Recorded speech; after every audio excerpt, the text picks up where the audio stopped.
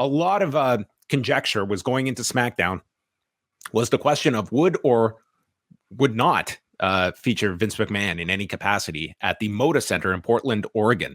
PWInsider.com did report, and we had heard the same thing, that Vince McMahon was not at the show on Friday night, although apparently he did check in remotely with the show. PWInsider noting that there were some minor changes to the show, but it sounded like it was a lot less chaotic than it was on Monday.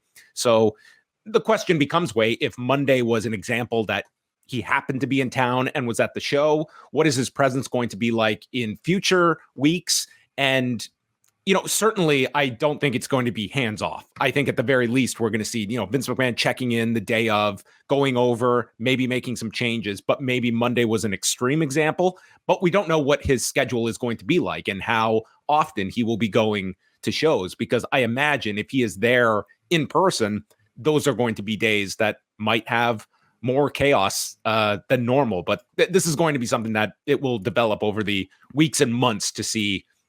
We know Vince McMahon's involvement is there, but how pronounced it's going to be, I guess, still somewhat to be determined. But tonight would at least be more of a calming sign than Monday, which I think everyone was on alert because of the nature of that show and the fact that it was not a coincidence that that was a show with Vince McMahon there in the building for.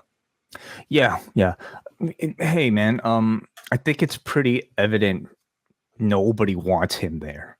And I'm not just talking about the fans. I'm talking about the entire roster. I'm talking about everybody. Nobody wants this guy there. And he's not stupid. I'm sure he realizes that. How much does he want to force himself in against everybody's wants, against everybody's desires?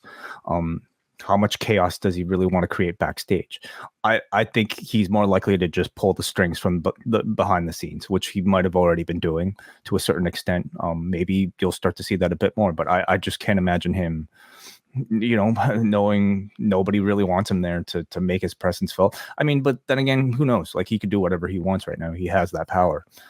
But for now, maybe he'll just show up occasionally. Yeah, I think that it's I would imagine this is not going to be a case of him never showing up at TVs. I think, like, you have to imagine he will be in some present form. But, if we're talking in a few months and he's going to you have to remember, even before he left, it is not like he was at every show.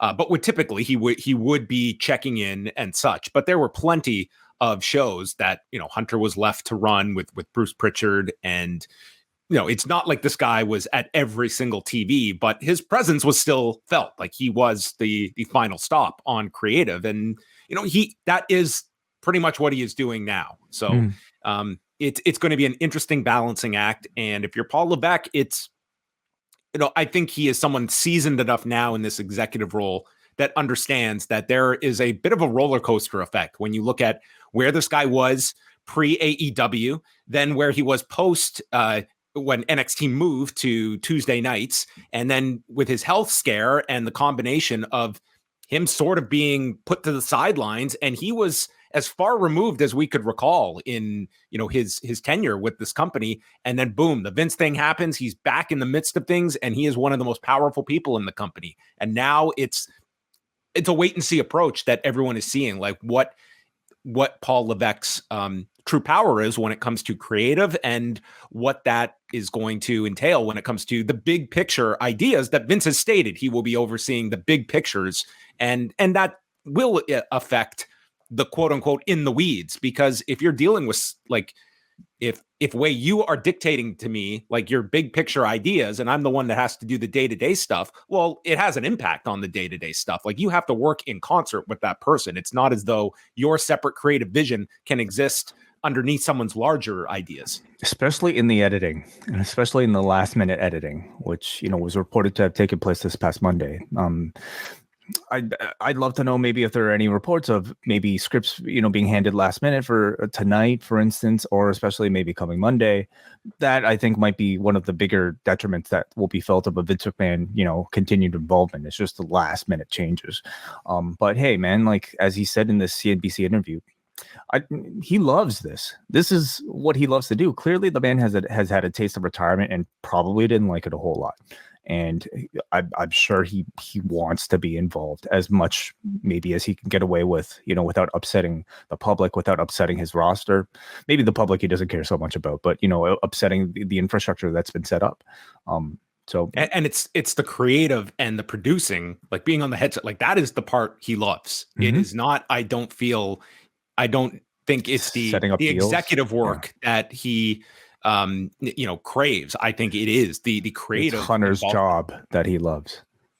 Yeah. So much to observe over the next weeks and months, but certainly I would say a much more well-received show tonight than Monday.